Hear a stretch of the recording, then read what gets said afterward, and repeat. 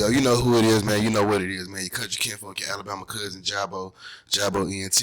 And this is story time with Jabo ENT. So, I get asked a lot of questions, man. I always get asked about, some of my biggest records, some of my biggest features, you know what I'm saying, some of the places I've been. But a lot of people always ask me, how did the record, what I'm about come about. Y'all don't know what I'm about is the record I got with JadaKiss and Slim Thug. You know what I'm saying? That took me all around the world. Had me on 106 and Park, MTV, BET, all over the radio, everywhere. So let's take a trip back, kids, to the year of 2013. Um, so the year 2013, I was coming fresh off of Alabama Talking One. You know what I'm saying? Hosted by DJ Green Lantern. He did that. Then I could drop Alabama Talking 2. Frank White and DJ Jukebox did that one. And it was just time to level up, man. It was one of them situations where it was like, okay, you can rap real good, you know what I'm saying? Like, now let's see how you can stand up, on your own with all these other artists, with artists in the game. So it's time to start getting features and, just start spreading my wings and spreading your wings, man. You know what I'm saying? So, my people, they know Slim Thug, they people or whatever. And shout out my boy Corey, you know what I mean? And my boy CC, you feel me? 1501, you know what I'm saying, the building. But yeah, so we flew to Houston, man. You know what I'm saying? I locked in with Slim Thug. Now this whole situation was a crazy situation. This is like a story within a story. So I get to Houston, you know what I'm saying? We booked the studio time at this studio called 713 Studios. You know what I'm saying? Shout out my boy Rick over there at 713, you know what I'm saying? So I get over there. They like, hey man, Slim Thug ain't here, and y'all supposed to record in the A room, but somebody in there right now. Do you mind, going in the B room? You know what I'm saying? You can sit in there and chill. You know what I'm saying? So I'm like, okay, bro, running a little late. That's all good. You know what I mean? And it's somebody, okay, cool. You know what I'm saying? Like, I'm not a hard artist to work with in that aspect. You know, usually I just go with the flow, man, especially on some studio type time. So anyway, I go over there and I go in the B room, and it's like I open up the door, boom, the smoke hit me in the face, and it's like a nigga playing on the piano. He playing a crazy melody, you know what I'm saying? Like, and he, it's real sensual and it's real smooth and vibrant in there. You know what I mean? So once the smoke clears and I see who's at the keyboard, it's Carl Thomas. You know what I'm saying? The Carl Thomas. I wish I never met her, Summer Rain. You know what I'm saying?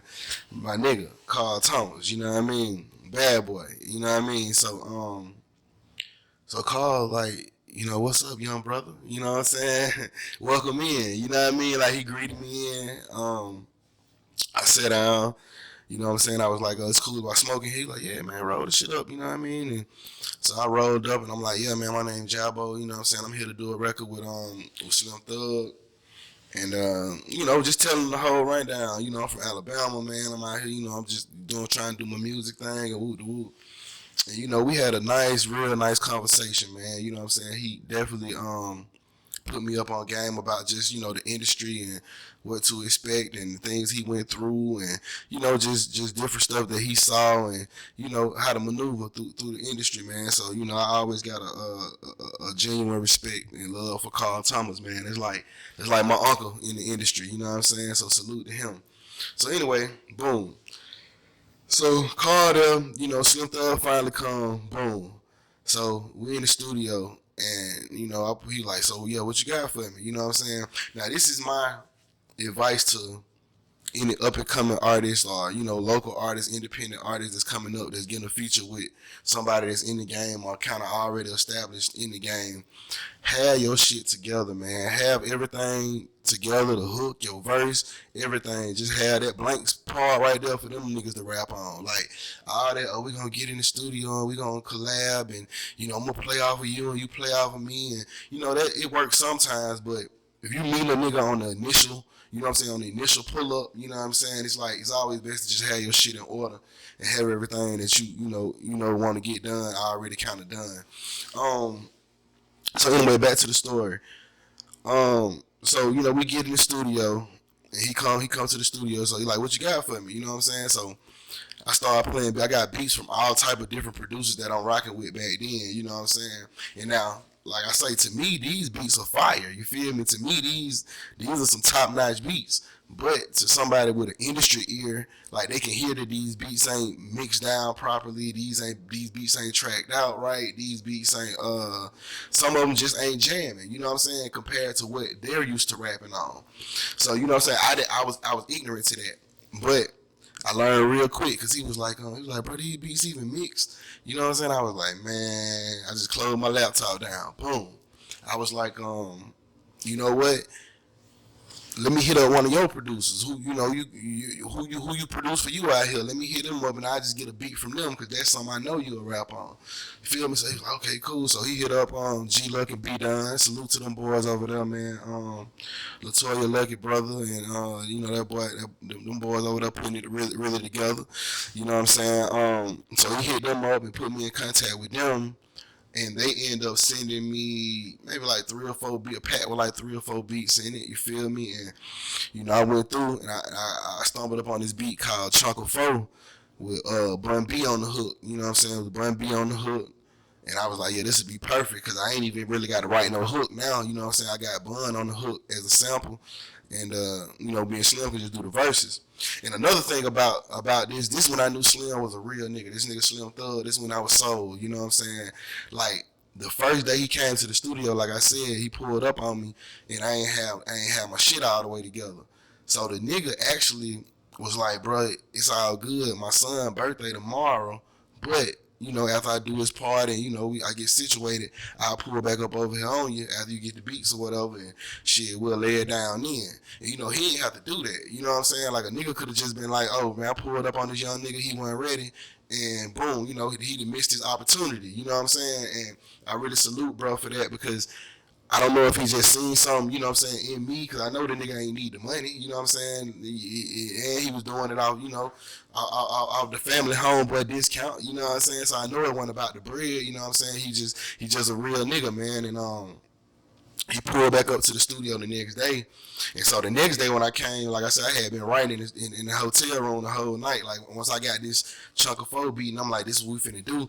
I had, pen my shit and I already been ready, you know what I'm saying? So when we got to the studio the next day, he came in and boom, I never forget it was when them it was when them the Jordan 5s came out. They was like the 5 with the purple and the little turquoise on the side. The great motherfuckers, Jordan 5 motherfucker. And he had them bitches on. I said, ooh, them bitches. I ain't see, but bruh came and dropped, you know what I'm saying? He put my name in his verse, you know what I'm saying? I salute him for that, because, niggas don't do that no more. So, he put my name in his verse, he like, me and Jabo, money grown, y'all boys bred underage, you feel me? So, like, yeah. So I salute bro for that. But to get back to the story of how the What I'm About came about. So we get in the studio, we do this record, Chunk of Four, boom, we finish it. So the engineer, my boy named D Will, you know what I'm saying? I'm just meeting this nigga, he working out a 713, him and old EXO on the beat, you feel me? EXO was back off in there too. And D Will was like, shit, bro, I got beats, you know what I'm saying? I got beats too. You dig? So I was like, shit, pull some of them bitches up. You know what I'm saying? We just done this record, so I'm hyped, you know what I mean? So pull some up, nigga. And so he pulled up the first beat he pulled up, that bitch came on. These nights, you already know what I'm about. I was like, ooh. I was like, who that is on that? I was like, that's Jay-Z on the hook. Okay. Boom. Temptation sample. Drums hard. All this shit hard. Like, hey, man, it's time to rock. So my people was in the studio with me. You know what I'm saying? They was feeling it. They was like, yeah, man, I'm fucking with that. So Slim Thug was there, and we asked him like, "Hey man, you think you'll get on this one?" You know what I'm saying too. He was like, "Hell yeah!"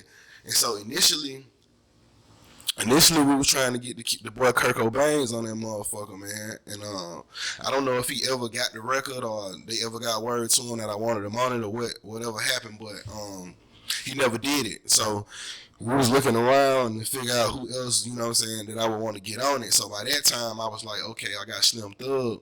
Like, these are people I grew up listening to. You know what I'm saying? I grew up listening to before the Kappa and after the Kappa and all the switch that the day hell broke loose and all these different mixtapes and stuff like that. So I was on some shit like I want to get somebody that I've been listening to, you know what I'm saying, coming up in the game when I was riding in the Ford Focus. You know what I'm saying? Like, when niggas was getting out the car with me, you know what I'm saying? Because I was playing different types of music. So I was like, damn, should we get Joel Santana on this bitch? Or should we get like Fabulous on this bitch? Like, I was trying to go like, you know what I mean? And then one of my managers I was messing with at the time, he was like, what about JadaKiss? And I was like, oh yeah, nigga, let's get Kiss on that bitch. You know what I'm saying? Like, Kiss, that's a no-brainer. I know Kiss gonna show out. You know what I mean? So we ended up reaching out to Kiss. You know what I'm saying? Like, his manager, you know what I'm saying? I was in contact with his manager. God bless the dead. My man Ice Pick, you know, Jay. God bless the dead. So yeah, man, we back and forth, back and forth. And so I was at Hot Beats. I end up, well, actually, I was, and what's so crazy, this is so early in the game, I was still staying in Montgomery at the time. You know what I'm saying? I'm still in Montgomery, and you know what I mean? And I was going back and forth to the A recording. So I actually wrote the What I'm About verse when I came back from Houston. I had just got the beat from my boy. Came back from Houston, wrote the verse in my apartment. You know what I'm saying? It didn't really, I don't know if I didn't really think too much of it, man. Like, I wrote the verse, you know what I'm saying, woo woo, and went on, you know, doing some other stuff. But so when I sent it to my people, they're like, yeah, this hard. So Jugger was like, he was gonna do it, and they was like, we're gonna get JadaKiss to do it. So I ended up flying to New York.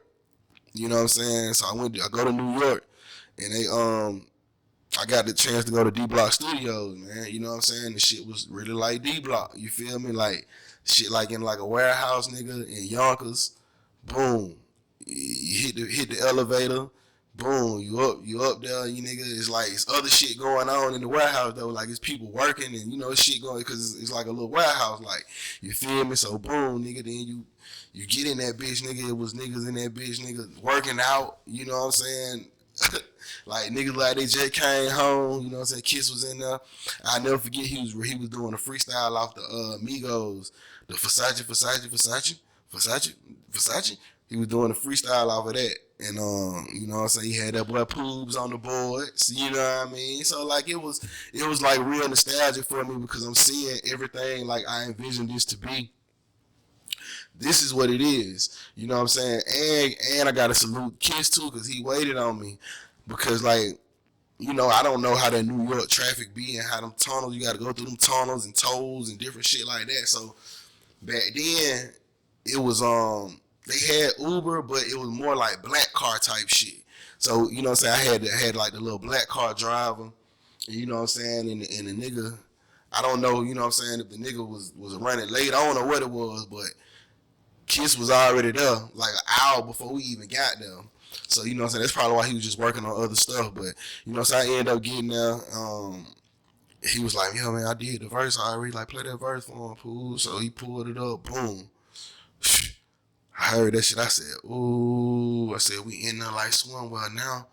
Now, this before Slim Thug even got on the song. It's just me and Kiss on there. At that point, I said, we in there like swimwear. You feel me? So I got a chance to sit in there. His homeboy and they were playing Madden. You know what I'm saying? Beloved. You know what I'm saying? Them boys, you know what I'm saying? Them boys in there, they embraced me. You know what I'm saying? They was in there, hey man, fuck the Giants and fuck the Jets. And you know what I'm saying? With this, that, and the third. I like, oh yeah, this shit, this the real one. You know what I mean? But, so anyway, boom, I leave there. So I come back to Atlanta. I'm back at High Beats. So now it's like I'm mixing. Shout out my nigga Travis, my old engineer. Salute my nigga Travis. He working doing a lot of work with Rod Wave and them now. So, you know, salute my boy. But we was in Hot Beats, man, in that ski lodge room, man, and we was mixing that thing down. Like, I'm talking about this was one of the mixes where we spent like 2 or 3 days, you know what I'm saying, mixing vocals and just trying to get everything airtight and just right, sitting right. So I end up reaching out to Slim, and I was like, Slim, yeah, the man, the boy Jada, he done did the verse, so it's on you, the ball in your court now, big dog. So Slim was like, shit, I want to hear his verse, you know what I'm saying? He like, shit, nigga, he kind of was on some shit like, I ain't dropping this shit. I ain't dropping my verse until nigga I hear, bro, verse, because I don't even know if you really got this nigga on there. You know what I'm saying? It was like, I was like, oh, look, okay, because I had sent them the shit with my verse and the open verse for him, because I had already had Kid's verse. So I was just going to put them together then just send the record out to them niggas so they can hear it all at one time. That nigga Slim was like, hell nah, nigga, I need to hear that motherfucker with Jada verse on there right now, you know what I mean? So me and Trey, I like Trey tighten bro verse up a little bit more, and boom, we'll shoot it over to bro. He can go and do his part, and we'll have it. And so shit, we shot it over, and I don't know if Slim shot it back the same day, but it was like either the same day or like the next day. He shot that bitch back over, booyah. And then that's when it was really locking in time. Like I got all the pieces I need now. You know what I'm saying? Like the beat, we got the beat tracked out. We got everything we need. We can really go in and schematically fine tune the record and fine tune the vocals and drop the beat out here. And we can do what we need to do to make it a record. You know what I'm saying? And I didn't know that the record was gonna take me that far and it was gonna do what it did. But I'm blessed and I'm happy that it did do what it did. It was one of them things to where I can't. It's like once the ball rolling and the button pushed, it's kind of like you kind of got to sit back and kind of soak everything in, because if you don't, you'll just go right through it and won't even be able to celebrate those small wins. And it was like, man, people was calling me from all types of places like, bro, I just saw you on MTV. I was waking up, nigga, getting my clothes ready get my daughter ready for school, nigga, and had MTV jams on, nigga, and your shit came on there, nigga. And one of my partners was like, bro, I was in jail and your shit came on the radio. Like I was in jail way in another state, nigga, your shit came on the radio. And I'm telling niggas in there like, bro, this is my real homeboy that I really went to school with. Like I know this man. Nigga, man, you don't know that nigga, man. And yada yada yada. But if a nigga telling you they know me, cause like a nigga ain't got no reason to cap and lie about knowing me. But so that's the story, man. What I'm about. So that's how it went down. That's a little, story time with Jabo ENT. I guess we'll call this episode 1. Till next time, I'll see y'all later, man. Yeah.